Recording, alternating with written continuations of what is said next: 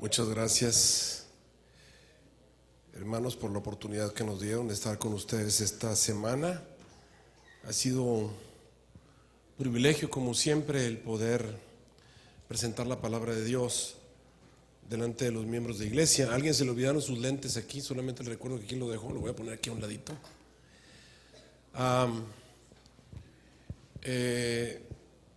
En la semana un día conmigo vino mi esposa, pero hoy está con nosotros, está mi esposa por allá con mis dos hijas sentadas allá a un ladito de la cámara.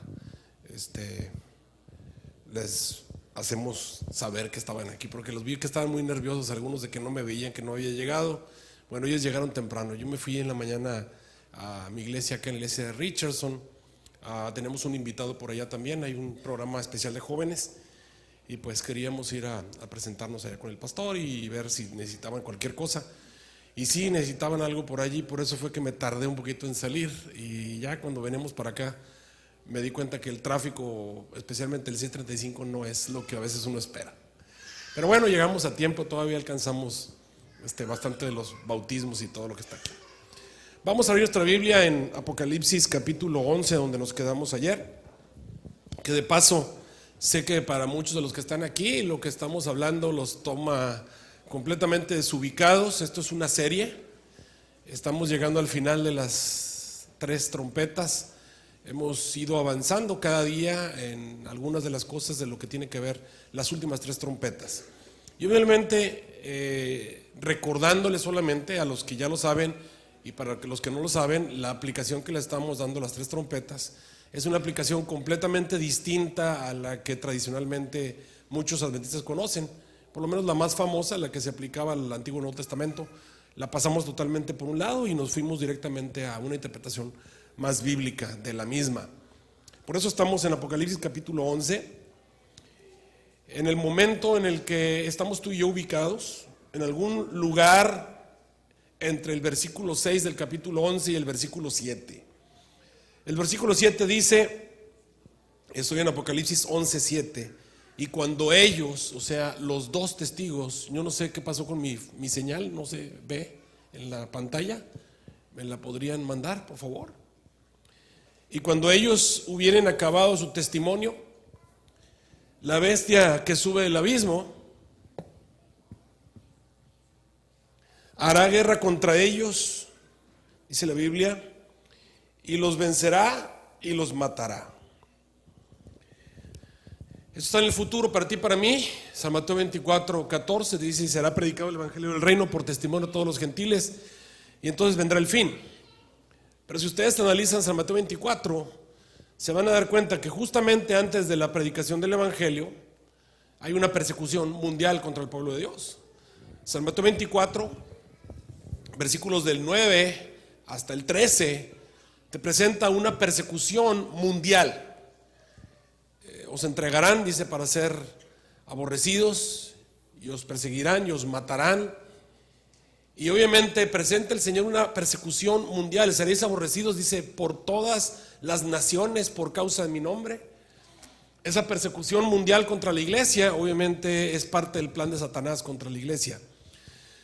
Los miembros de la iglesia adventista cometen un error, desde mi punto de vista, un error en la escatología, o sea, en el estudio de los eventos finales.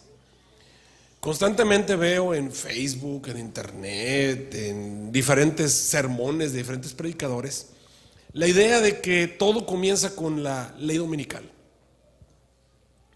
Eso es un error en escatología, desde mi punto de vista. Realmente, yo creo que todo comienza con un gran evento que todavía no ocurre. La verdad es que la ley dominical va a venir, decimos en México, después de Atole. Ahorita les explico la frasecita. Después de Atole, déjenme explicarles cómo comes en México. Llegas en México y te dan tu comida, comes lo que vas a comer, ¿no? Los 20, 30 tacos que te comes, no sé cuántos te comerás. Y después de que ya estás lleno, siempre las señoras allá en los pueblos, en los ranchos de México te preguntan, ¿un atolito? El atolito es para llenar los huecos que no se terminaron de llenar, ¿verdad? Y hasta te hacen que brinques así para que se llene. El punto es, el atole es lo último que ya comiste, ya te vas el atolito. Entonces, bueno, la ley dominical viene después de atole. En los eventos finales es lo último, desde mi punto de vista. Cuando ustedes ven San Mateo 24, váyanse a San Mateo 24.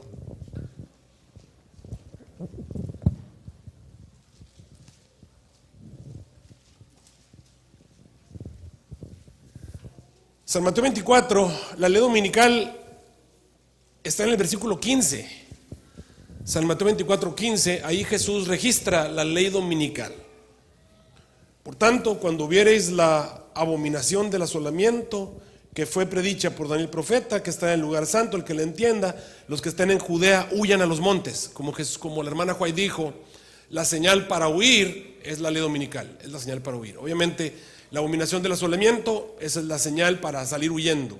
El pecado que va a cometer Babilonia, que hace que Dios finalmente deje solo este planeta, es la ley dominical nacional de Estados Unidos. Y esa es la señal para salir corriendo. Entonces el versículo 15 nos presenta la ley dominical, pero vean que la predicación del evangelio se termina antes de la ley dominical. Versículo 14. Será predicado este evangelio del reino en todo el mundo por testimonio a todos los gentiles, y entonces vendrá el fin. Y no los quiero asustar, pero la palabra testimonio es la palabra griega martureo o martireo. Déjenme leérselos en versión Arturo Quintero, ¿está bien?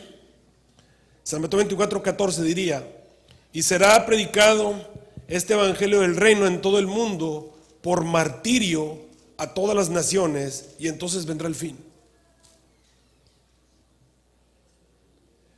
Lo único que hice fue no traducir la palabra martirio, pero escúchalo una vez más. Y será predicado este evangelio del reino en todo el mundo por martirio a todas las naciones, y entonces vendrá el fin. Y luego en el versículo 15, y cuando veas la ley dominical, sale corriendo.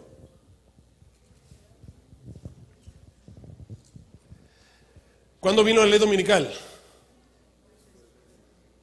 Después de atole. ¿Te das cuenta? Y de hecho, si tú ves, la persecución comienza antes de la predicación del evangelio. Vete al versículo 9, San Mateo 24:9.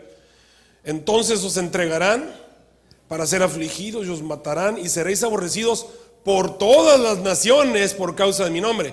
Y déjame decirte algo histórico. Nunca,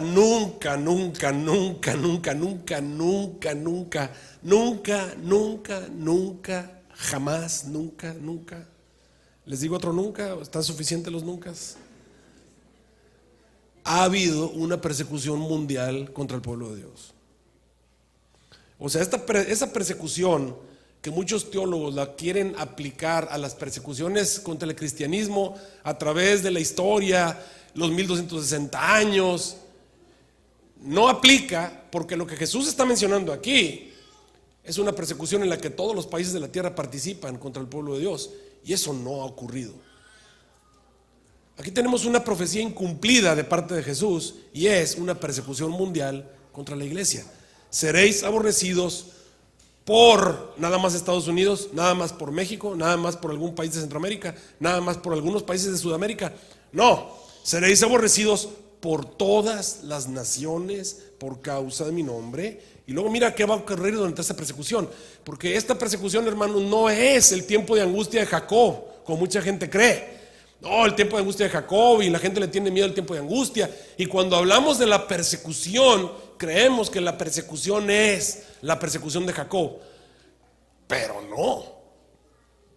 Aquí te está diciendo: seréis aborrecidos por todas las naciones por causa de mi nombre. Dice el versículo 10: entonces serán escandalizados, se entregarán unos a otros se aborrecerán. Y como va a haber muchas falsas iglesias, el amor de los adventistas va a estar bien frío por culpa de la televisión y el cine y la prensa y todos los medios masivos de comunicación. Su amor va a estar bien frío. O sea que esta persecución los agarra por sorpresa. Pero el que pase por esta crisis, esa persona se va a salvar. ¿Y por qué te digo eso? Porque después de la persecución viene la predicación del evangelio. Nota, no se ha acabado la gracia. entonces será predicado el evangelio del reino por martirio en todas las naciones, y entonces viene el fin.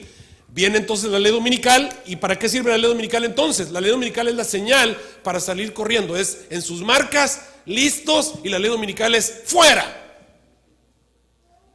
La ley dominical es lo último que ocurre antes de que se acabe la gracia. Lo que quiero que entiendas es que la ley dominical viene después de una crisis. Hay una crisis previa, una crisis producida, yo qué sé, por una persecución que va a venir a la iglesia. ¿Y por qué se produjo esa persecución? No lo sé. Por eso te digo que es un gran evento, una cosa, algo que va a ocurrir muy cerca de nosotros. Va a producir una persecución contra esta iglesia. ¿Por qué esta iglesia? Porque esta iglesia es los dos testigos. ¿No dicen amén? Los veo muy callados. Porque esta iglesia son los entendidos de Apocalipsis capítulo 10 y Daniel capítulo 12.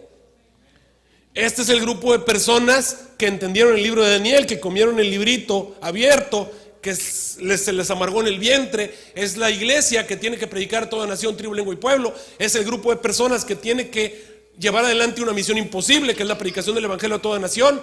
Y también es el grupo de personas que tiene que reconstruir el santuario. Así que Satanás se fue a hacer guerra contra ellos, y obviamente no nos hace guerra porque estamos muy tranquilos, estamos dormiditos, no estamos haciendo nada, no estamos haciendo olas. Entonces Satanás está tranquilo.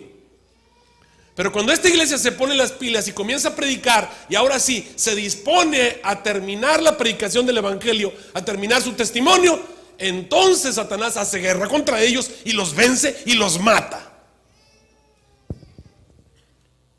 ¿Ya está teniendo sentido lo que estamos leyendo en Apocalipsis 11? Y obviamente estamos hablando de la crisis que está en el futuro, y a lo mejor tú estás pensando que esta crisis es la crisis de cuando se acaba la gracia. No. ¿Por qué te dice que debes salir corriendo después de que lees Mateo 24:15? ¿Por qué te dice que debes huir? Versículo 16. ¿Por qué te dice que si estás en el terrado no vuelvas a buscar nada de tu casa? En el versículo 17. ¿Por qué te dice que si estás en el campo no vuelvas atrás? En el versículo 18. ¿Por qué dice, ay de las preñadas y las que crían aquellos días? Versículo 19. ¿Y por qué dice, orad porque vuestra vida no sea en invierno ni en sábado? ¿Por qué dice eso? Porque entonces comienza la otra crisis, que es el versículo 21. Porque entonces viene la gran aflicción, cual no ha habido desde el principio del mundo, ni habrá otra como esa. Entonces, la persecución que vimos anteriormente no se compara con la que viene cuando se acaba la gracia. Estamos hablando de un paquete que cuando tú estudias profecía te vas a dar cuenta, y aquí voy a decir algo que les va a parecer una herejía, pero créeme, yo tengo bases para decirte eso.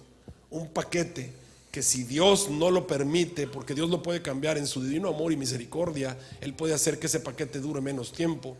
Es un paquete aproximadamente de 7 años de persecución, 3.5 previos y 3.5 posteriores. Pero te digo, está en las manos de Dios, Dios lo puede modificar.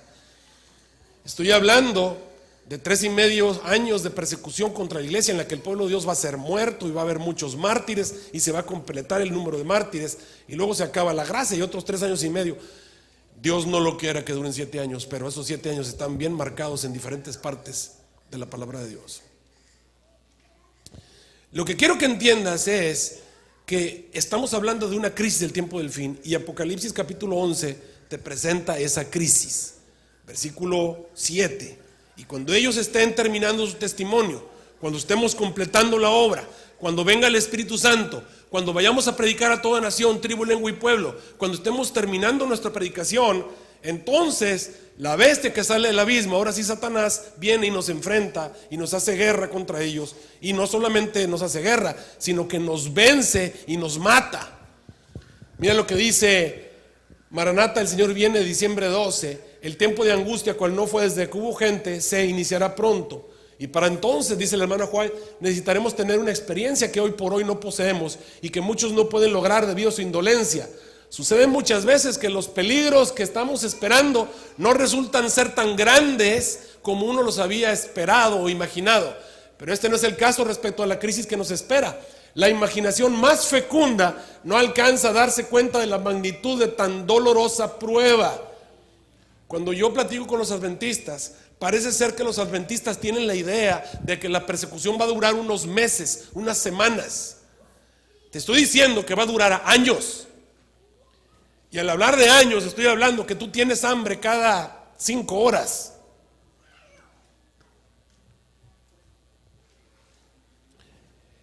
Nos va a tocar vivir una época en la que nos van a estar persiguiendo por años, y luego vamos a estar viviendo en una época en la que la tierra va a estar siendo destruida sistemáticamente, en la que no va a haber comida y los seres humanos se van a estar comiendo unos a otros. No va a haber comida y los seres humanos se van a estar comiendo unos a otros. Va a ser la ley del más fuerte. Esa es la época de angustia cual nunca ha habido. Y tú podrías decir, bueno, por lo menos no nos van a matar, sí, pero no va a haber nada de comer. Por eso dice allí, la imaginación más fecunda no alcanza a darse cuenta de tan dolorosa prueba. En aquel tiempo de tribulación, cada alma deberá sostenerse por sí sola ante Dios. Si Noé, Daniel y Job estuvieran en el país, vivo yo, dice Jehová el Señor, que ni a hijo ni a hija podrían ellos librar por su justicia, tan solo sus propias almas librarán. Así que una vez que entendemos que hay una crisis, sí, es cierto, ya vimos que a los pecadores les va a estar yendo como... ¿Qué puedo decirte? Mejor así nomás lo digo. Iba a decir una cosa no muy buena, pero bueno, les va a estar yendo bastante mal. Pero a los cristianos tampoco nos va a estar yendo muy bien, que digamos. Es una época terrible, es una crisis. Y esta crisis, queridos hermanos, tiene que venir. No se puede evitar, eso está allí. Hay una crisis que tiene que venir para preparar al pueblo de Dios, porque no nos hemos puesto las pilas. No la podríamos quitar de encima si hoy nosotros pusiésemos nuestra vida en armonía con el Señor, pero no la vamos a hacer a la buena. El Señor va a tener que sacar el cinto y a la mala la vamos a hacer. Lo que no hicimos a la buena lo vamos a hacer a la mala, ni modo. Y la otra crisis es para cumplir con la venganza. Dios tiene que cumplir, hay una cuota de injusticia que el Señor tiene que pagar. Así que todo esto tiene que venir, no la podemos quitar.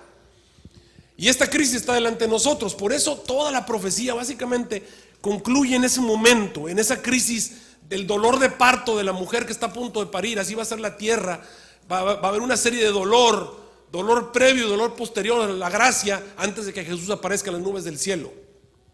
Así que todos los que queremos que Jesús venga, sabemos que antes de que venga hay que tener dolor. Es como la mujer que sabe que quiere que venga su hijo. Pues sí, pero tiene que venir un periodo de dolor antes de que venga el hijo. Así es, antes de que Jesús venga, tiene que venir un periodo de dolor. Así que la bestia que sale del abismo hará guerra contra ellos y los vencerá y los matará. Va a haber personas que van a ser muertas literalmente.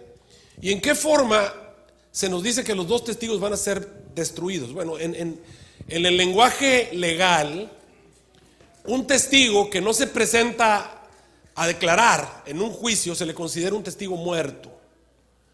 Lo que va a ocurrir es que el pueblo de Dios va a estar predicando en consecuencias adversas, en situaciones adversas, perdón.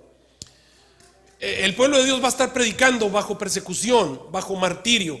Muchos de los hijos de Dios van a morir, muchos de los verdaderos hijos de Dios van a sufrir. Yo siempre le he explicado, hermanos, cuando venga esta crisis que San Mateo 24 predice y Apocalipsis 11 predice y Daniel predice y otras partes de la Biblia también la predicen, cuando venga esta crisis, la iglesia adventista del séptimo día como la conocemos hoy va a dejar de existir.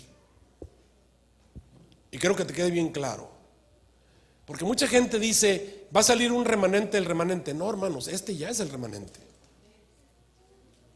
Es algo que tienen que entender. No hay un remanente del remanente. No.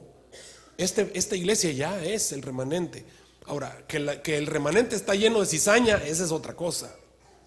Pero cuando ustedes analizan la Biblia, se van a encontrar que la cizaña va a estar hasta la misma siega. Es curioso, pero así es. Ahora, esto tiene que venir porque de otra manera la iglesia no recibe la lluvia tardía. ¿Por qué? Porque no vamos a sacar la basura. La basura la tenemos que sacar para que el Espíritu Santo pueda venir. ¿Y se acuerdan cuál era la forma de cumplir con la misión imposible? ¿Qué fue lo que estudiamos ayer? ¿Cómo se cumplen con las misiones imposibles? ¿Cómo se logran? No es con ejército, ni con fuerza, sino con el poder de mi espíritu. Entonces, para que el Espíritu Santo venga, se requiere un recipiente limpio, un recipiente puro. Y te pregunto, hermano, ¿está la iglesia pura? ¿Está la iglesia libre de basura? ¿Está la iglesia libre de egoísmo, de deseos de supremacía? ¿Está la iglesia libre de pecados acariciados? ¿Hasta cuándo? Pues hasta que saquen el cinto y nos estén dando, y ahora sí se salen los que no quieren y se quedan los que de veras quieren, y lo que no quisimos hacer a la buena lo hacemos a la mala. Y entonces ya limpio el recipiente puede venir la lluvia tardía, y con la lluvia tardía dentro, ahora sí podemos salir y predicar y predicar. Y algunos los veo así con cara todavía de cómo está eso. Pues déjame decirte que el Espíritu Santo va a venir, y va a venir a la mala. Ahorita vamos a ver algunas citas tal vez. Pero bueno, estamos en Apocalipsis capítulo 11. La bestia que sale del abismo hará guerra contra ellos y los vencerá y los matará. Se considera que un testigo está muerto cuando no se presenta a declarar. Lo que va a pasar es que el pueblo de Dios va a abandonar las ciudades, va a dejar de predicar en los grandes lugares. Ya la iglesia como tal no va a existir. Va a existir la iglesia invisible. ¿En dónde va a estar la iglesia invisible? Pues por eso se llama invisible,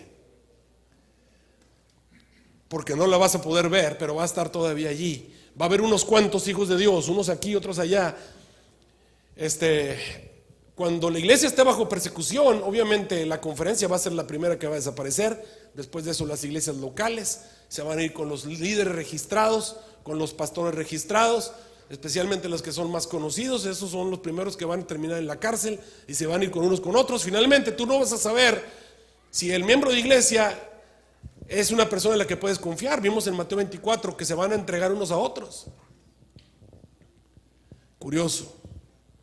Y en medio de esa persecución y en medio de ese martirio se lleva adelante una obra que la pudimos haber hecho tranquilamente con la organización y con la iglesia así llena, tranquilos podríamos haberlo hecho. Pero no queremos quitarnos los de su supremacía, ni queremos quitarnos los pecados acariciados, ni queremos dejar la basura. Y yo sé que aunque te predique aquí 1000 veces, no la vamos a dejar.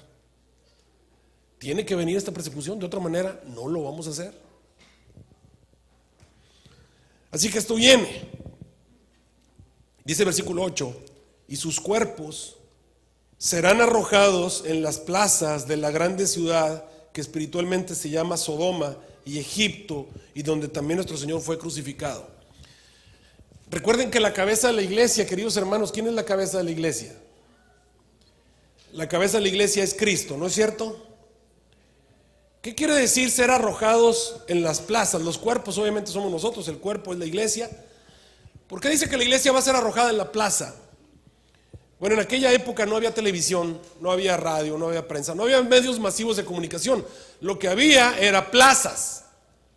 Las plazas eran los lugares donde se realizaban las ejecuciones públicas. Cuando había un decreto que el rey quería promulgar y quería que todo el mundo se enterara, mandaban a los emisarios a la plaza, para que en la plaza dieran el decreto, dieran el anuncio o hicieran la ejecución pública, para que las personas que estaban ahí en la plaza vieran lo que había ocurrido, y después de boca en boca, de chisme en chisme, se corriera el anuncio en toda la tierra. Así que las plazas representan los medios masivos de comunicación. La iglesia va a ser arrojada en los medios masivos de comunicación para que toda la tierra se entere. Por eso nos dice la Biblia que va a ser una persecución mundial contra la iglesia. Ahora, ¿qué va a provocar la persecución? ¿Cuál va a ser la excusa? Claro, hermanos, que va a haber una excusa. Así como una excusa para perseguir a Bin Laden, así como una excusa para perseguir a David Koresh, así como una excusa para perseguir al que sea, el gobierno, los gobiernos de la tierra no persiguen a alguien nada más porque sí, siempre tienen una razón. Cuando ustedes se van a la historia y ven por qué los nazis mataron judíos y por qué la gente permitió que mataran judíos, te vas a dar cuenta que en ese tiempo tenían una muy buena excusa para hacerlo. Solamente al paso del tiempo, cuando tú ves hacia atrás, dices, oye, qué barbaridad. ¿Cómo fue que los seres humanos estuvieron dispuestos a perseguir a esas personas y matarlos y tratarlos como los trataron? Pero en ese tiempo no lo veían así. ¿Por qué? Porque las noticias y la forma en la que los veían y la forma en la que se había manejado la información hacía que los seres humanos vieran a esas personas muy diferente de cómo debían verlas. Claro que va a haber una excusa para perseguir al pueblo de Dios. Esa excusa en este momento no existe. Por eso te digo, ¿qué va a provocar una persecución mundial contra la iglesia? No lo sé, pero esa excusa está a punto de venir. Y cuando venga esa excusa, van a tener una muy buena excusa para perseguirnos. Y esa persecución va a ocurrir. Y va a ser una persecución mundial. Y esa excusa la van a estar repite y repite en la televisión, y repite en el radio, y por todos los medios masivos de comunicación, en los periódicos, en toda la prensa, en internet. Y la gente va a estar hablando pestes de la iglesia. Y por supuesto que te van a entregar. Y por supuesto que tus vecinos te van a entregar. Y por supuesto que hasta tu familia te va a entregar. Por eso dice la Biblia que serán arrojados en las plazas. Ahora, lo curioso y lo irónico de la situación es que la Biblia nos dice que van a ser arrojados en las plazas de una ciudad que espiritualmente se llama, fíjate los nombres de las ciudades que escogieron: Sodoma. ¿Y cuál es la otra? Egipto. Y el lugar donde nuestro Señor fue crucificado, yo le puse la palabra Gólgota porque, bueno, donde el Señor fue crucificado está largo. Pero qué curioso, ahora sí que ¿por qué no sacas primero la paja de tu ojo y después te pones a sacar la viga del ojo de tu hermano? A mí como pastor me pasan cada cosa. Miren, yo predico, ustedes pueden ver que yo predico de memoria. Últimamente yo tengo que ir creciendo. Todo esto es un crecimiento. Yo no soy un experto, no soy Jesús, ni soy el Espíritu Santo. Soy un humano pecador, sujeto a un montón de bajas pasiones. Y bueno, el punto es, yo no traigo nada en la mano, te predico lo que me viene a la mente, así como me viene. Y de pronto a veces se me ocurren cosas que bueno, no se me van a ocurrir. Hace ratito me detuve a decirte una. Iba a decir una y me quedé así, dije, iba a decirles una cosa muy mala. Uno tiene que estar luchando cuando uno está predicando, pero no siempre me detengo. A veces digo cosas que después me arrepiento, dije, ¿por qué dije eso? Pero bueno. Pero es curioso que de pronto vienen unas hermanitas o hermanitos que tienen una tremenda viga en sus ojos, pero esos vienen a decirte la pajita de tu ojo. Pastor, usted dijo la palabra tal, como dijo esa corrientada. Predico miles de sermones al año y digo cosas maravillosas, y esas no vienen a decir, pastor, qué bueno que dijo. No, te vienen a decir lo que dijiste mal.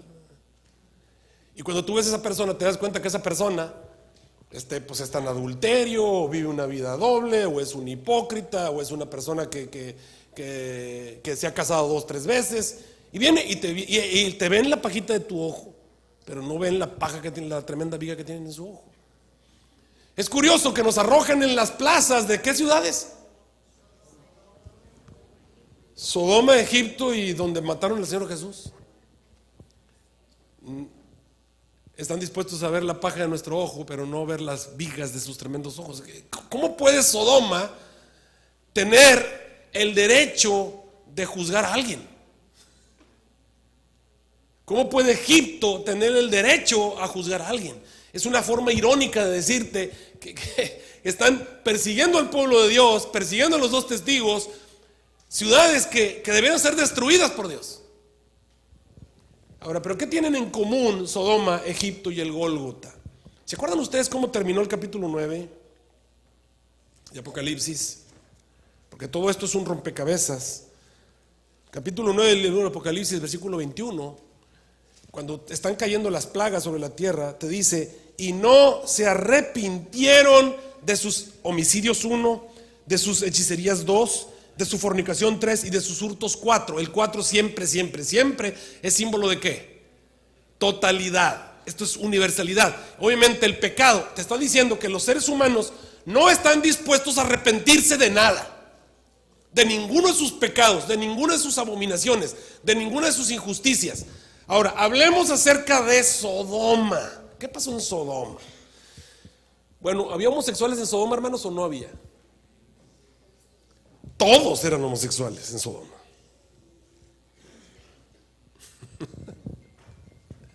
Todos. ¿Y qué me van a decir? Es que así nacieron. Así nacieron todos en Sodoma. Pues es lo que dicen hoy los homosexuales. Así nacimos. Todos nacieron en Sodoma, porque dice la Biblia bien claramente que cuando vinieron los dos ángeles a Sodoma, ¿cuántos se levantaron? ¿Cuántos hombres de la ciudad se levantaron? Dice la Biblia, todos los hombres de la ciudad vinieron, grandes y pequeños. Es que así nacieron todos. Curioso, o sea, hasta los hombres que tenían hijos, ¿verdad?, vinieron también. ¿Y cómo le hicieron para tener hijos? Si nomás les gustaban los hombres, ¿por cómo otro hombre tuvo hijos o cómo?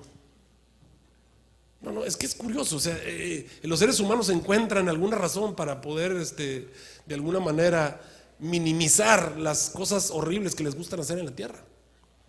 Bueno, vinieron todos como uno en Sodoma. Ahora recordemos qué es lo que pasó.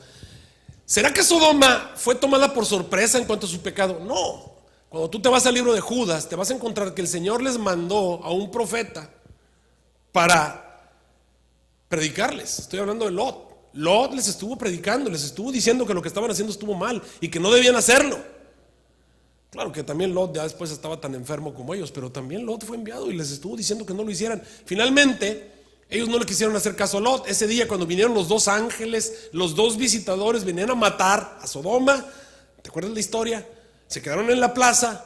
Lot los convenció de llevarlos a la casa. Les dijo que no podían quedarse en la plaza. Obviamente no era un lugar para quedarse en la plaza. Se los llevó a su casa. Y cuando estaban ahí en la casa, vinieron todos los hombres de la ciudad a violarlos. Y salió Lot y les dice: señores, no hagan tal maldad. Se arrepintieron porque Lot les dijo que no hicieron tal maldad. No, si tienes razón, vamos a portarnos bien. ¿Eso es lo que dijeron? No. Es más, todavía Lot fue más allá. Les dijo: mira, no les hagan el daño. Si andan así tan deseosos de tener relaciones, pues aquí les doy a mis hijas. Que estaba medio enfermo ya también el pobre Lot, ¿no?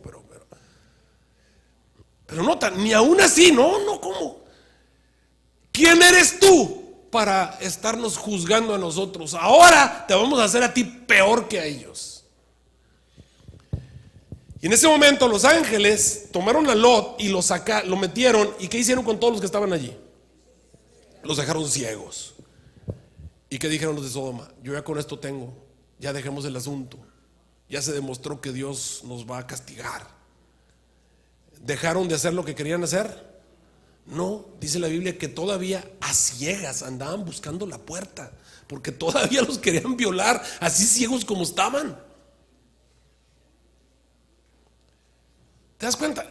¿Qué te demuestra la gente de Sodoma? Que no se querían arrepentir. No se querían arrepentir de sus fornicaciones. ¿Me estás siguiendo? ¿Y qué pasó en Egipto? Pues cae una plaga. ¿Se arrepentía Faraón por la caída de la plaga? No.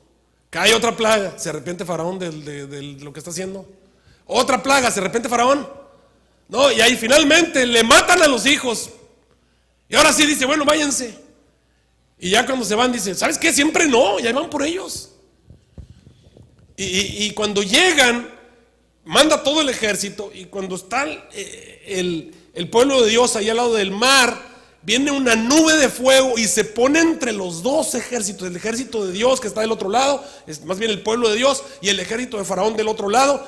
Una nube, una columna de fuego, un asunto antinatural. Ya cada plaga había sido antinatural, una tras otra.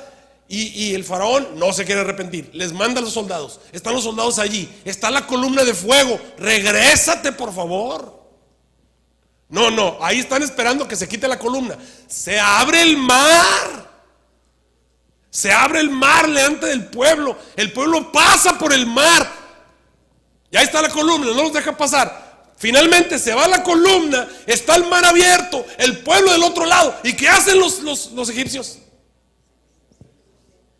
Se meten a cruzar el mar.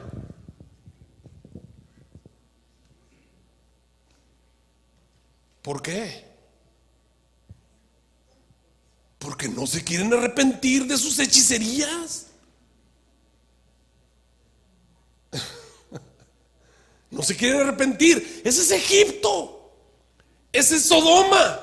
Y el lugar donde nuestro Señor fue crucificado es como te está diciendo. Y todo lo que ocurrió por la crucifixión de Cristo Jesús. Y cuando tú te vas a leer la historia de todas las que tuvieron de Cristo Jesús, cada vez que Jesús hacía un milagro, cada vez que Jesús hacía un milagro, La gente se enteraba de los milagros de Jesús. No los negaban. No, es el diablo. No, eso no. No, es mentiroso. Oye, un ciego de nacimiento, el pobre ciego de nacimiento lo traen. ¿Sabían que era ciego de nacimiento? Lo traen al concilio y ahí lo están juzgando al pobre ciego. Tú naciste en pecado. ¿Cómo es que puedes ver? Dice, pues me sanó. Te sanó en sábado. Y me sanó. ¿Y cómo es que te sanó? Pues me puso lodo. Me puso lodo y vi.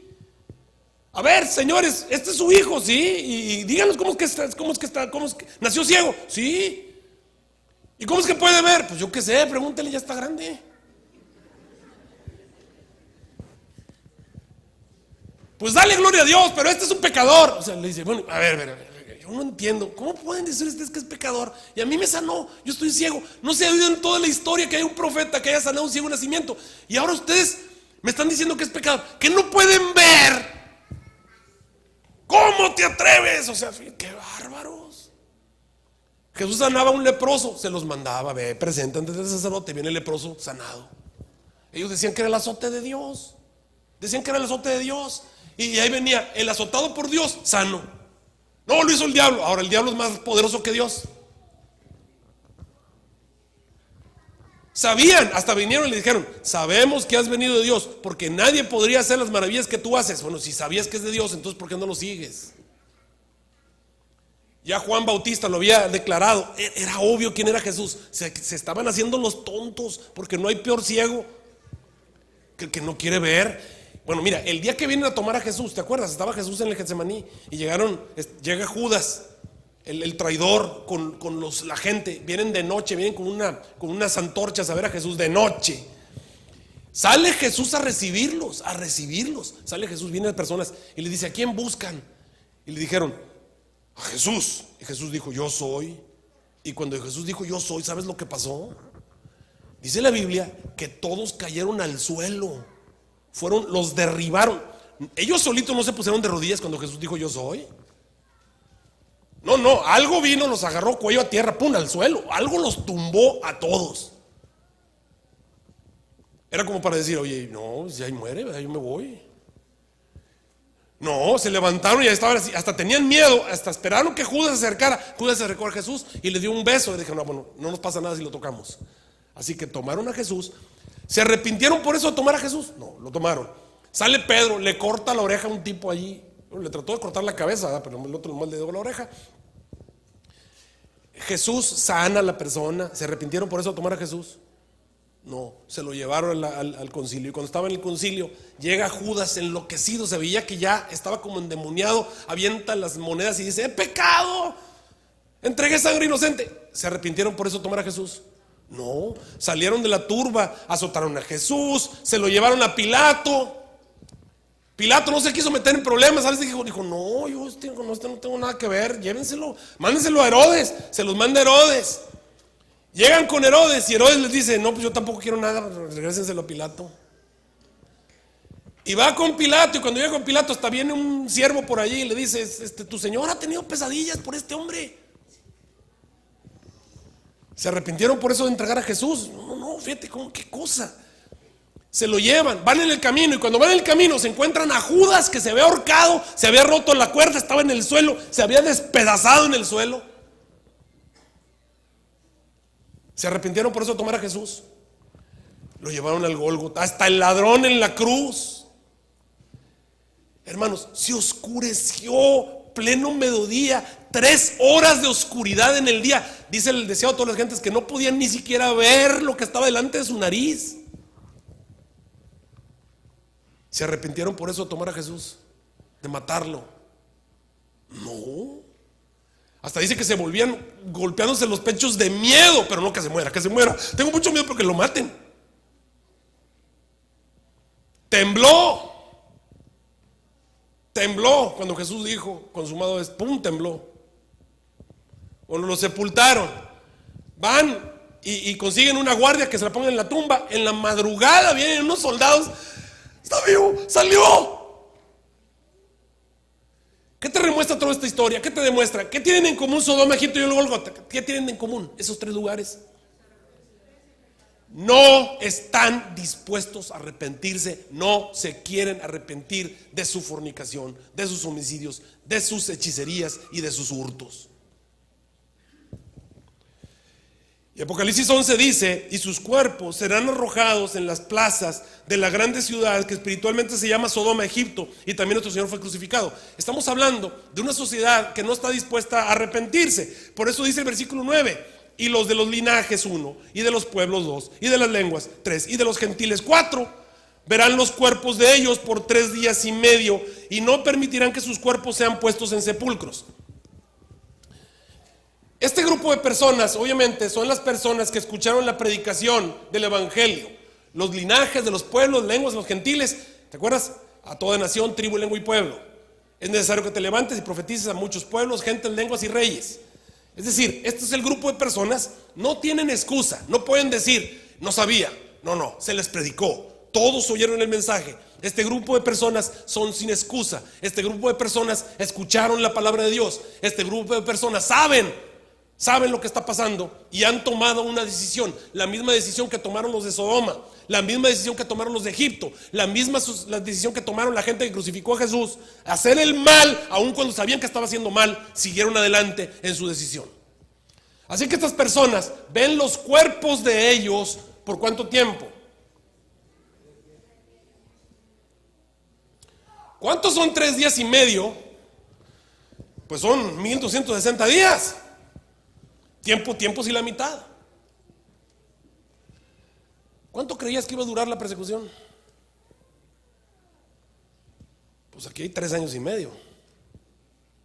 Interesante, ¿no? ¿Cuántos de ustedes pueden vivir sin trabajar 3 años y medio?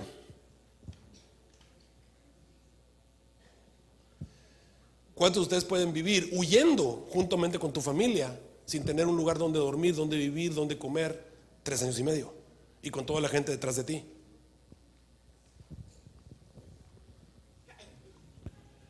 No está fácil la crisis, ¿verdad que no?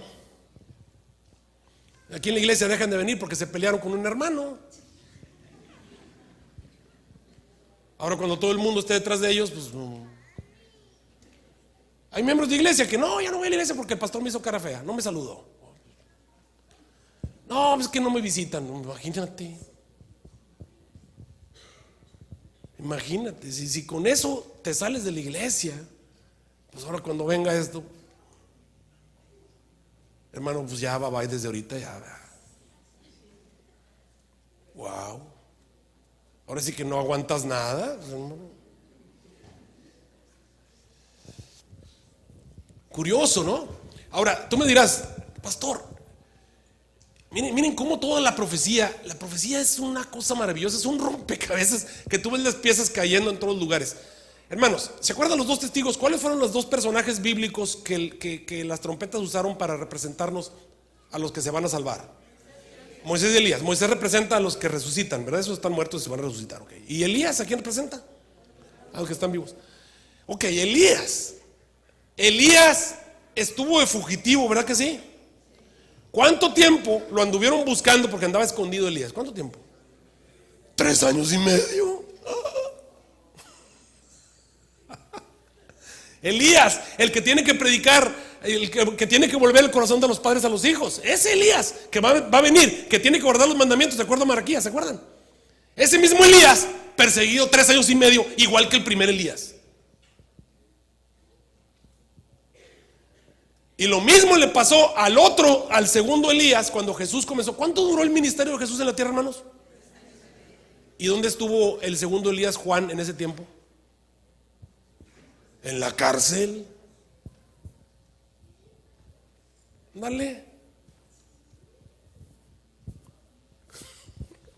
Por eso dice: y cuando ellos estén acabando su testimonio, la bestia que sale la misma va a hacer guerra contra ellos y los va a vencer y los va a matar. Acuérdate, Elías. ¿Y cómo le hizo el pobre Elías para sobrevivir esos 3 años y medio? ¿Cómo le hizo? Bueno, dice la Biblia que el Señor le dijo a Elías: mira, vete al arroyo de Querit. Señor, el arroyo de Querit, por eso la palabra arroyo. Hermanos, ¿qué es más grande, un río o un arroyo? Obviamente, ¿no? Un río. Obviamente. El Señor no lo mandó a un río, lo mandó a un arroyo. Vete al arroyo de Querit. Curioso, fíjate. Oye, se secó el Jordán. Con los 3 años y medio se secó el Jordán. Con más ganas se seca el arroyo de Querit. Pero no, Dios sabía que ese no se iba a secar. ¿Por qué? Pues quién sabe, Dios es Dios. Le dijo, vete al arroyo de Querit. Bueno, ahí va Elías. Y estuvo en el arroyo de Querit 1 año y medio. Y en ese año y medio, ¿cómo le hizo para comer? Los cuervos. Hay un dicho mexicano, bueno, un dicho latino, que dice, cría cuervos y ¿qué van a hacer contigo? El animal más egoísta de entre las aves, los cuervos, bien egoístas, y yo los he visto, unos cuervos así grandes, llegan y hay unas nueces ahí tiradas y están las urracas y llegan y todas corren a todas, ¿no? El cuervo acapara a todos de ellos. Pero aquí los cuervos dándole de comer a Elías, mañana y tarde, mañana y tarde. ¿Y qué le llevaban? ¿Pizzas, hamburguesas? No, le llevaban pan y carne, dice.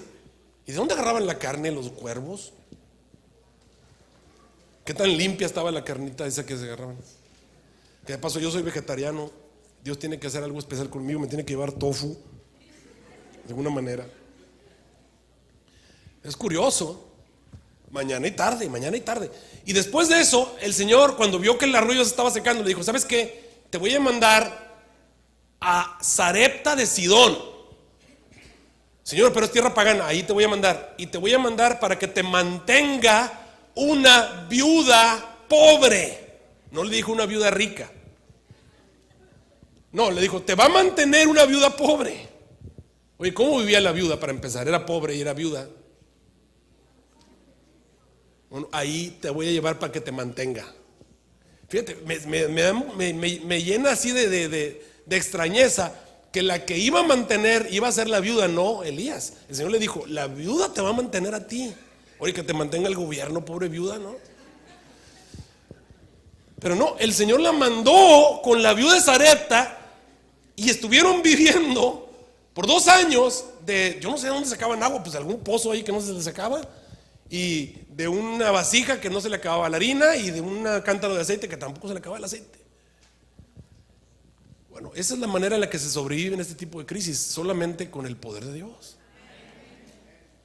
Así que dice allí, y los de los linajes y los pueblos y las lenguas y los gentiles verán los cuerpos de ellos por 3 días y medio y no permitirán que sus cuerpos sean puestos en sepulcros.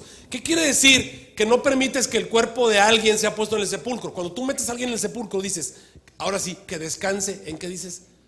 En paz. O sea, cuando ya está en el sepulcro, pues ya. Pero si no los pones en el sepulcro, quiere decir que no los vas a dejar en paz aunque ya están muertos. O sea, aunque la iglesia está desaparecida, aunque no saben dónde están, esa es la excusa para poder seguir pecando, para poder seguir haciendo lo que hacen mal, para no reconocer que las plagas que están cayendo y los desastres que están viniendo sobre ellos son porque son pecadores, pero no quieren reconocer su pecado, así que tienen que buscar un culpable. Y en este caso los 2 testigos son la excusa perfecta para estar echándole la culpa de lo que está pasando. Y no dejan que sus cuerpos sean puestos en sepulcros. ¿Me está siguiendo hasta ahí? Así que Elías fue perseguido por 3 años y medio. Pero entonces ocurre algo maravilloso.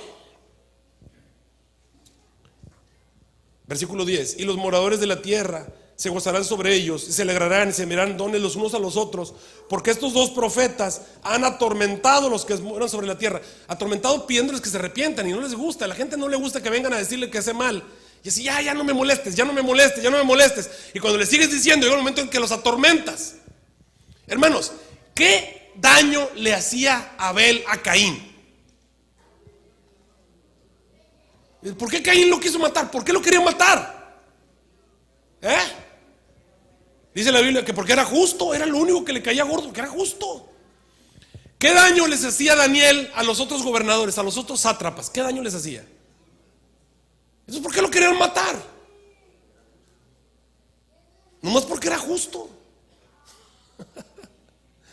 La presencia de los 2 testigos atormenta a los seres humanos. ¿Por qué? Porque los seres humanos saben que así deberían ser y se sienten mal porque ellos existen.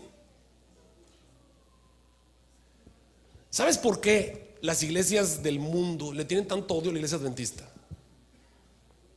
Porque guardamos el sábado. No, es que no lo tienen que guardar. Bueno, pues si no lo quieres guardar, no lo guardes, pero déjanos. No, es que al guardarlo haces mal. ¿Pero por qué? Si yo lo quiero guardar, ¿qué? No, es que no debes. O sea, ¿y por qué? Lo que pasa es que tú quieres que nadie lo guarde y ya. Curioso, ¿no? Por eso dice ahí, estos dos testigos han atormentado a todos los que moran sobre la tierra.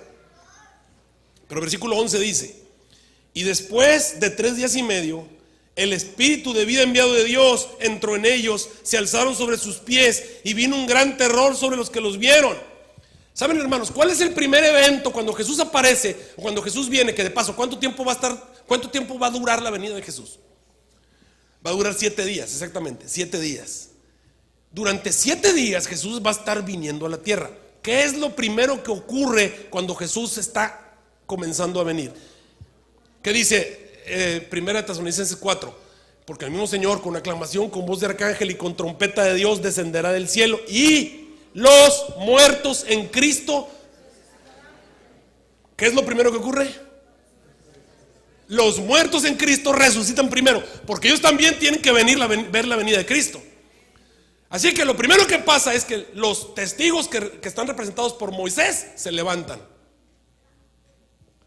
Y viene un gran terror sobre todos porque dicen: ahí viene, sí, ahí viene. Ahora sí que unos salen corriendo y otros están: ahí viene, están todos felices. Y está Jesús viniendo, versículo 12: y oyeron una grande voz del cielo que les decía: suban acá. Y subieron al cielo en una nube y sus enemigos los vieron. ¿Qué cosa es eso? La segunda venida de Cristo. Ahí están los dos testigos, son resucitados y los otros son capturados, son transformados. El Señor Jesús regresa por segunda vez, los muertos en Cristo resucitan primero. El Señor Jesús aparece en las nubes del cielo y los lleva y los mete en el carro de nubes. ¿Y qué dice Apocalipsis 1:7? He aquí que viene con las nubes. ¿Y cuántos le van a ver? Todo ojo le verá, y los que le traspasaron, y todas las naciones de la tierra se lamentarán sobre él. Ahí está el Señor Jesús viniendo por segunda vez. Todo el mundo lo está viendo. Apocalipsis 11. Todo el mundo lo ve. ¿Y qué pasa en el versículo 13? Y en aquella hora fue hecho un gran temblor de tierra. El temblor de la tierra cuando Jesús venga por segunda vez. Y la 10ª parte de la ciudad cayó. ¿Por qué la 10ª parte? Porque la 10ª le pertenece a Dios. Esta destrucción sí la está haciendo la venida de Cristo. La 10ª parte de la ciudad cayó y fueron muertos en el temblor de tierra un número de 7,000 hombres. ¿Por qué 7,000? Porque también esta destrucción y esta mortandad es producida por la venida de Cristo. Y los demás fueron espantados y dieron gloria al Dios del cielo, porque saben que van a ser destruidos. El segundo ay ha terminado, he aquí viene el tercer ay pronto. Y entonces comienza el tercer ay, que quiere decir la 7ª trompeta. Recordemos cuál fue la profecía de Apocalipsis 10. Vamos a Apocalipsis 10. ¿Qué fue lo que juró el ángel que estaba con un pie sobre el mar y un pie sobre la tierra? Hizo un juramento. Juró en nombre del que vive para siempre jamás, que ha creado el cielo y las cosas que están en él, y la tierra y las cosas que están en ella, versículo 6, y el mar y las cosas que están en ellas, que el tiempo no va a ser más. Versículo 7, Apocalipsis 17. Pero en los días de la voz del 7º ángel, estamos entrando a la última trompeta, estamos entrando al tercer ay. Pero en los días del 7º ángel, ¿cuándo? Cuando pasen varios años. No, cuando esté comenzando. Al iniciar, inmediatamente al iniciar, cuando él comenzare a tocar la trompeta, el misterio de Dios se va a consumar como él anunció a sus siervos los profetas. Vamos a ver entonces la 7ª trompeta rápidamente. ¿Y cuál es ese misterio de Dios que se tiene que consumar? Estamos entrando a la 7ª trompeta. Y cuando entra la 7ª trompeta, Apocalipsis 11, versículo 15, el 7º ángel tocó la trompeta. Y vamos a ubicarnos en qué momento estamos. Está el ángel tocando la trompeta. Y fueron hechas grandes voces. ¿En dónde son las voces? En el cielo. Y mira lo que están diciendo las voces: los reinos del mundo han venido a ser los reinos de nuestro Señor. A ver, reinos del mundo, díganme nombres de reinos del mundo. En este momento Estados Unidos es uno. ¿Qué otro reino del mundo hay? Inglaterra, bueno, Roma no es, sería Italia, ¿verdad? ¿Qué otro? China. ¿Qué otro reino del mundo?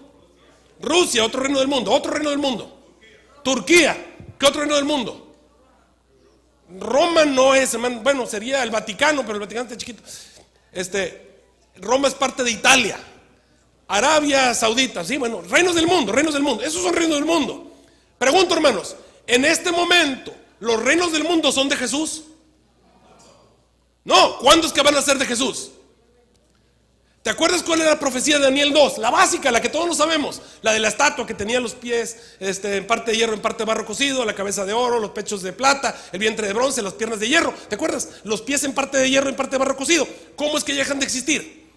Viene una piedra no cortada con mano, que es la segunda venida de Cristo, y ¡pum!, les pega, y en ese momento se forma un gran monte que representa el reino de Dios. Ese es el momento en que los reinos del mundo, reinos de parte de hierro, en parte de barro cocido, llegan a ser de nuestro Señor. Por lo tanto, el momento en que los reinos del mundo llegan a ser los reinos de nuestro Señor tiene que ser cuando Jesús venga por segunda vez, cuando de verdad Estados Unidos, cuando de verdad China, cuando de verdad Brasil, cuando de verdad Chile, porque aquí está el pastor, ¿verdad? Cuando de verdad todos los reinos del mundo llegan a ser de nuestro Señor. ¿Me está siguiendo ahí?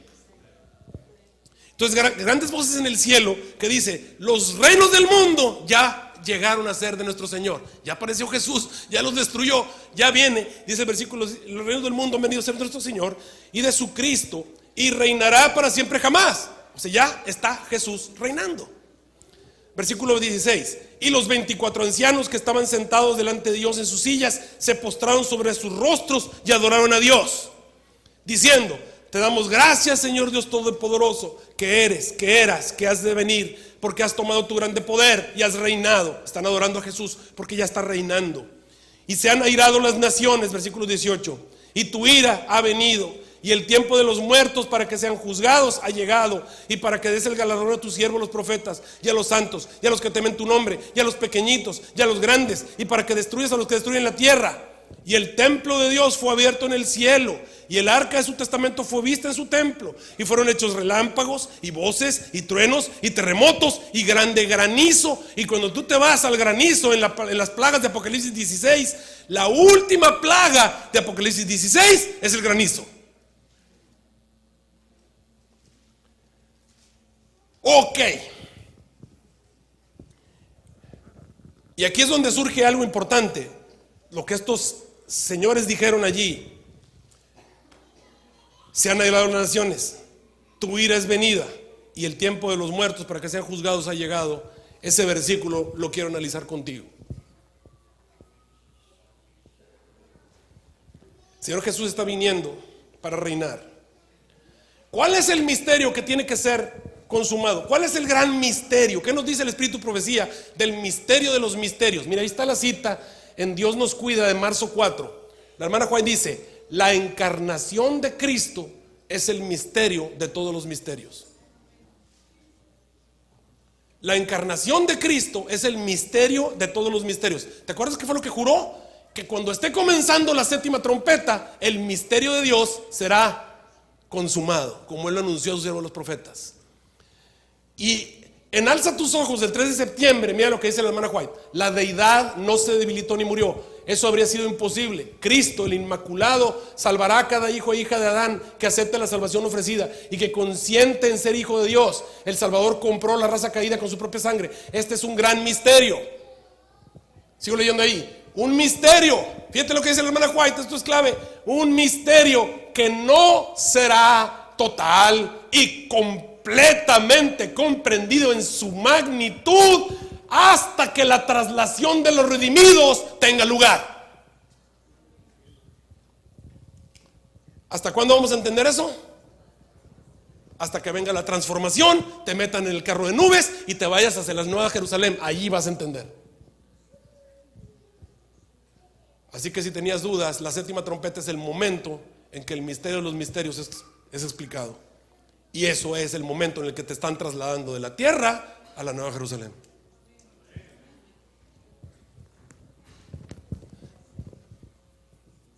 Y tengo muchas citas, mira, tengo un montón, pero me las brinco por amor al tiempo. Así que las plagas están cayendo, el granizo es la última de las plagas que destruye todo. Ahora sí, la cita importante. Esto que estás viendo tú es Primeros Escritos. Y esto fue escrito de acuerdo a lo que dice la cita, el 5 de enero de 1849. 1849, 5 de enero. Estamos hablando de 170 años atrás. ¿Ok? Dice la hermana White: al principiar el santo sábado, el 5 de enero de 1849, nos pusimos en oración en la casa del hermano Belden en Rocky Hill, Connecticut. El Espíritu Santo descendió sobre nosotros. Fui arrebatada en visión al lugar santísimo, en donde vi a Jesús intercediendo todavía por Israel. En la parte inferior de su ropaje llevaba una campanilla y una granada. Entonces vi que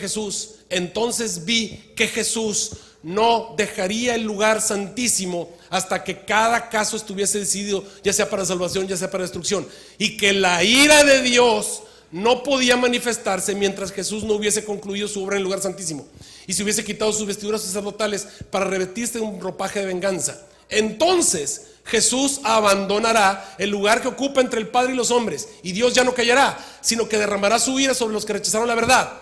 Parte amarilla: vi que la cólera de las naciones, el versículo que acabamos de leer, la ira de las naciones, vi que la ira de las naciones, la ira de Dios y el tiempo de juzgar a los muertos, eso lo vio.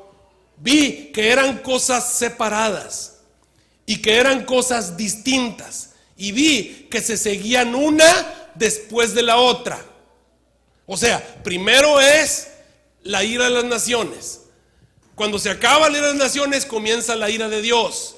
Cuando se acaba la ira de Dios, comienza el tiempo de juzgar a los muertos. ¿Por qué te digo eso? Porque en la forma tradicional en la que hemos visto el tiempo de juzgar a los muertos, hemos dicho que la séptima trompeta es el inicio del juicio investigador. Cuando ya vimos que es cuando Jesús toma en las naciones y cuando Jesús está reinando. Y para que fuera eso, el tiempo de juzgar a los muertos, entonces ya tendría que haber pasado la ira de Dios y tendría que haber pasado la cólera de las naciones. Pero bueno, ahorita para que entiendan el proceso, dice aquí: vi que la cólera de las naciones, la ira de Dios y el tiempo de juzgar a los muertos eran cosas separadas y distintas, que se seguían una después de la otra. También vi que Miguel no se había levantado aún, y que el tiempo de angustia cual no había comenzado todavía. Las naciones se están airando ahora. Ya te empezó, en la época de la hermana White, 5 de enero de 1849, ya había comenzado el proceso. La ira de las naciones estaba en proceso. Cuando se acabe la ira de las naciones, se acaba la gracia y entonces comienza la ira de Dios, que son las plagas. Y después de que se acaban las plagas, comienza el tiempo de juzgar a los muertos. No puede ser el juicio investigador. Ese juicio de juzgar a los muertos tiene por fuerza, a fuercitititas, que ser el juicio del milenio. El juicio del milenio.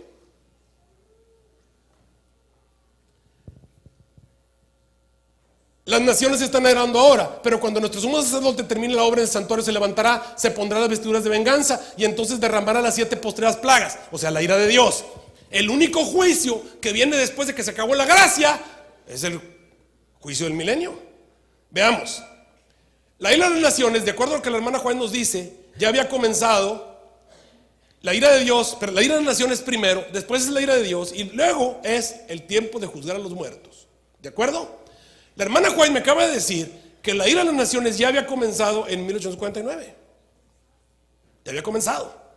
Por lo tanto, la ira de las naciones termina cuando se acaba la gracia y comienza entonces la ira de Dios. Las iras de Dios son las plagas, por supuesto. No puede ser entonces el juicio investigador el tiempo de juzgar a los muertos. Tiene que ser el juicio del milenio. Por lo tanto, el juicio del milenio es la séptima trompeta. La ira de Dios, que es el fin de Babilonia, es la sexta. Y tú y yo estamos viviendo en la quinta.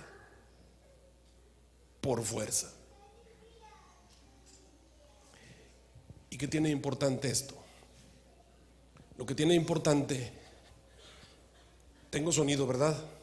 A ver. Son buenas noticias porque quiere decir que ya voy a acabar. Sí, ya.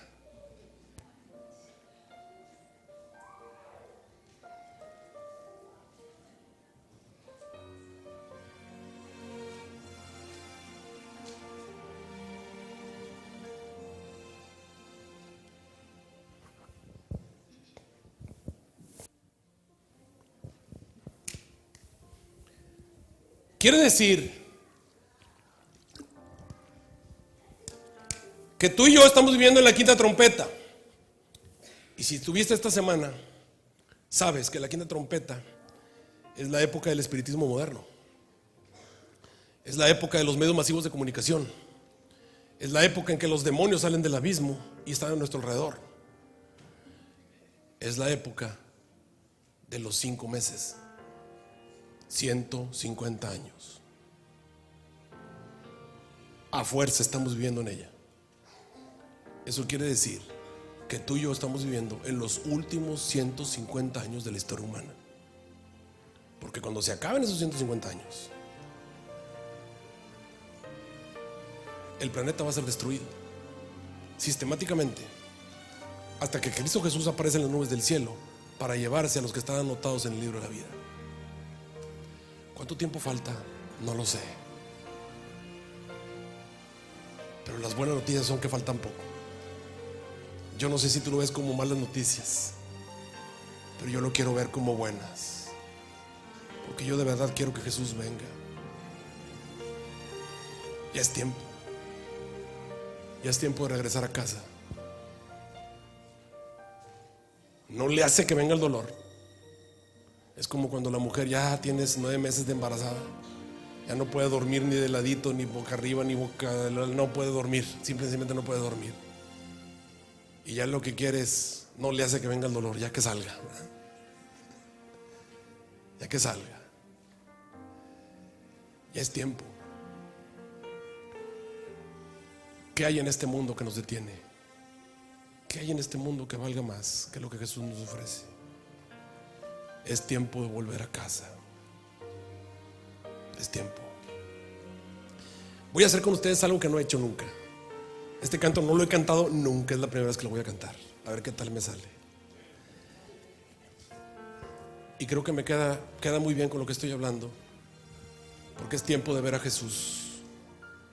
Es tiempo de encontrarnos con Él en gloria y majestad y vivir con Él por los siglos de los siglos.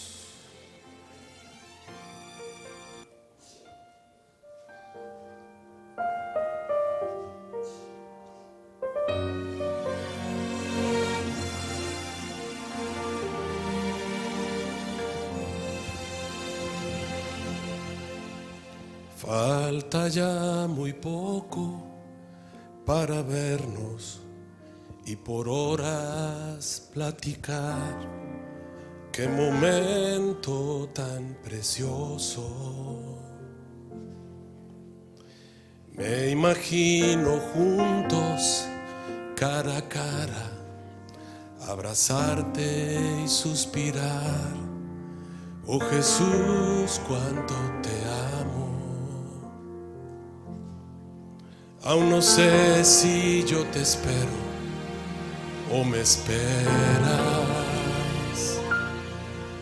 Solo sé que falta poco para vernos. Ya sueño estar volando hacia un mundo sin dolor, donde niños juegan junto a los leones. Ya sueño estar cantando en el coro celestial a Jesús, mi fiel amigo, el que siempre está conmigo. Aquí estoy, ya quiero verte, ven por mí.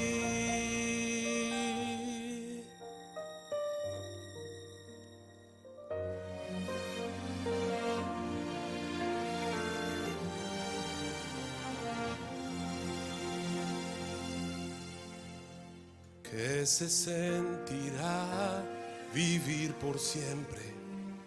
Muchos mundos visitar, disfrutar cada momento, escuchar de labios del maestro el mejor sermón, 100% inspirador. Aún no sé si yo te espero o me esperas. Solo sé que falta poco para vernos. Ya sueño estar volando hacia un mundo sin dolor, donde niños juegan junto a los leones. Ya sueño estar cantando en el coro celestial a Jesús, mi fiel amigo, el que siempre está conmigo. Aquí estoy, ya quiero verte, ven por mí.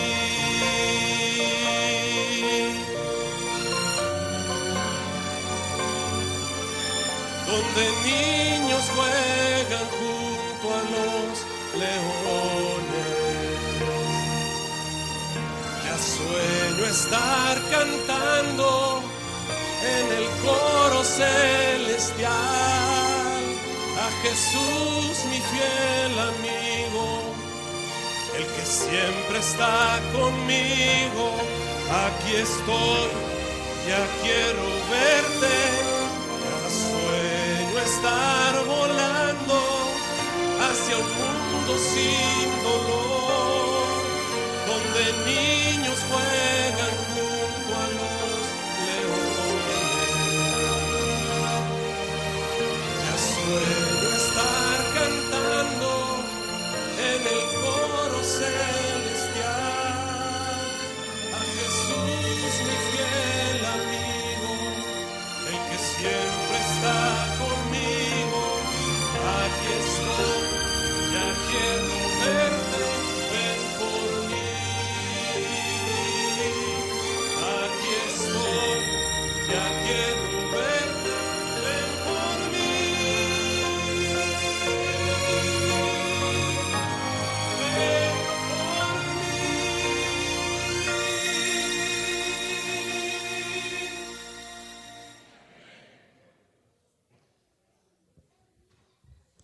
¿Cuántos quieren ver a Jesús? ¿Cuántos quieren vivir con Él para siempre?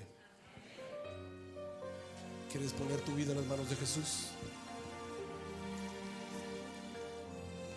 ¿Por qué no vienes aquí al frente a decirle al Señor Jesús, ya quiero verte, ven por mí? ¿Por qué no vienes? Ponte de pie, ven aquí, ven al frente. Ven a abrazar al Señor Jesús espiritualmente, a decirle al Señor Jesús,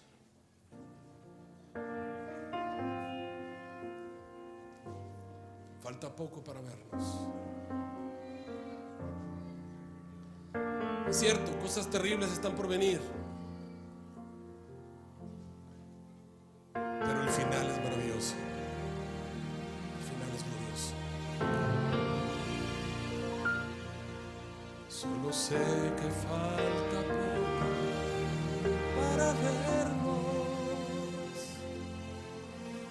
Ya sueño estar volando en un mundo sin dolor, donde niños juegan junto a los leones, cantando el coro celestial. Sueño estar cantando en el coro celestial a Jesús, mi fiel amigo, el que siempre está conmigo. Aquí estamos, Señor. Ya quiero verte, ven por mí. Sí, querido hermano, la profecía no son malas noticias, son buenas noticias. Quiere decir que Dios está al control y que muy pronto el dolor va a pasar, la tristeza ha de quedar atrás y podremos vivir en el hogar, en el verdadero hogar, el hogar para el que fuimos creados, junto a quien nos ama y nos espera. Nuestro Dios y nuestro Padre Celestial, esta mañana al terminar esta semana, Pues bien, esta tarde nos consagramos a ti. No sabemos lo que está en el futuro, que depara para nosotros, pero queremos servirte. Queremos ser parte de tu pueblo. Queremos cumplir con la misión por la cual nos llamaste. Queremos preparar a muchos otros para estar listos para ese día, donde nos encontraremos contigo y viviremos para siempre juntos por la eternidad. Quiero poner esta iglesia en tus manos, a cada uno de sus líderes, a cada uno de sus miembros. Llénalos con el poder de tu Espíritu Santo, Señor. Ayúdalos a limpiar desde ahora los recipientes, para que el Espíritu Santo pueda usarlos con poder, para que muchas personas que están a su alrededor puedan ser tocadas y traídas a los pies de Cristo Jesús. Todavía hay tiempo, pero falta poco, Señor. Falta poco para vernos. Por eso nos ponemos en tus manos. Bendícenos. Llévanos de regreso al hogar celestial. Te lo pedimos en el nombre de Cristo Jesús, a quien vamos a ver muy pronto. Amén. Hacer unas preguntas, y es el pastor de nuestra iglesia, el pastor Jorge Mardones. Vamos a invitarlo a que pase. Bueno, pastor, tenemos un privilegio de tener al pastor Mardones, que honestamente desde que yo llegué a esta iglesia hemos tenido grande conocimiento por medio de él. Pastor, díganos un poquito acerca de usted, de dónde es. Bueno, yo soy chileno, nací en Chile, trabajé 17 años en Chile, estuve en el seminario enseñando durante un tiempo y después nos venimos acá a Estados Unidos, seguimos estudiando por acá y entonces acepté un llamado de la conferencia de Texas. Así Bien. que he estado de pastor en McAllen, he estado de pastor en Arlington y luego en este distrito. Tenemos un pastor con mucha experiencia y mucha sabiduría. Pastor, yo le tengo unas preguntitas.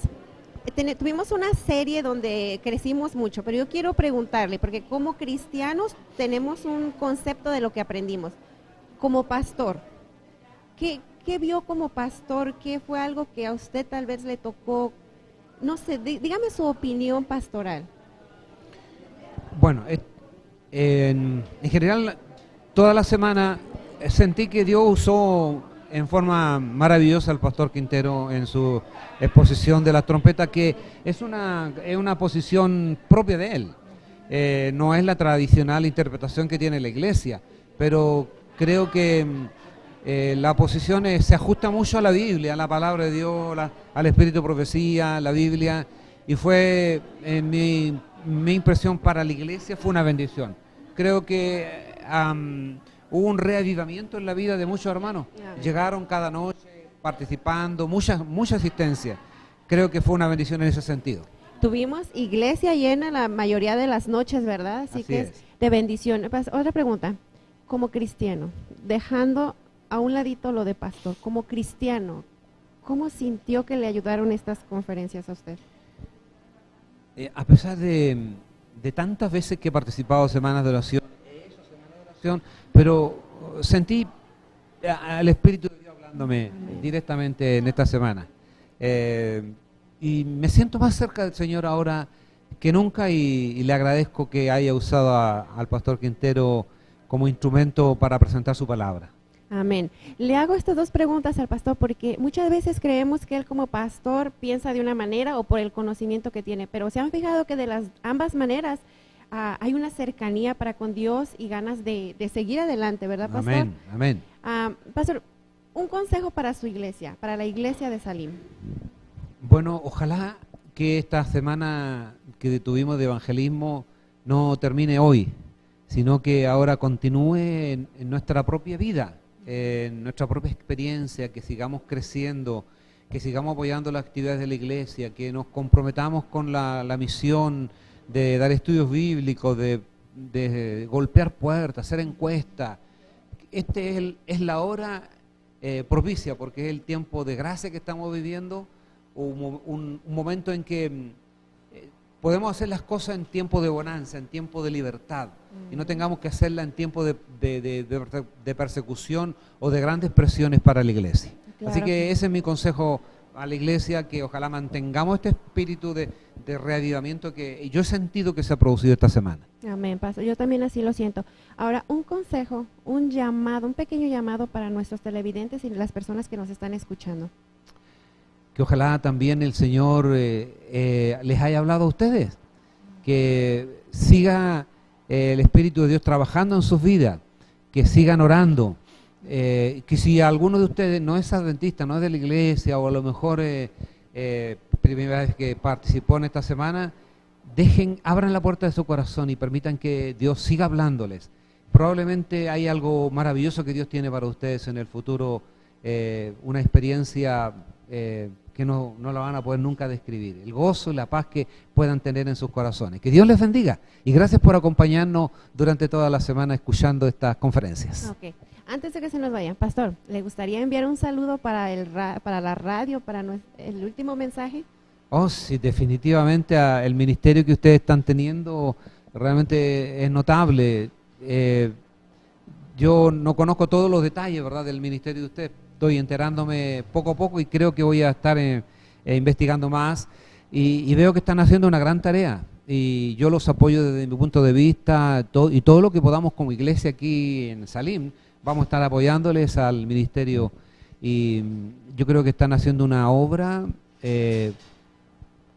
con pequeños comienzos que yo veo que está creciendo en forma sostenida y les felicito nuevamente. Yo creo que Dios los está usando en este ministerio. Que Dios les bendiga. Que Dios les bendiga. Muchas gracias, pastor.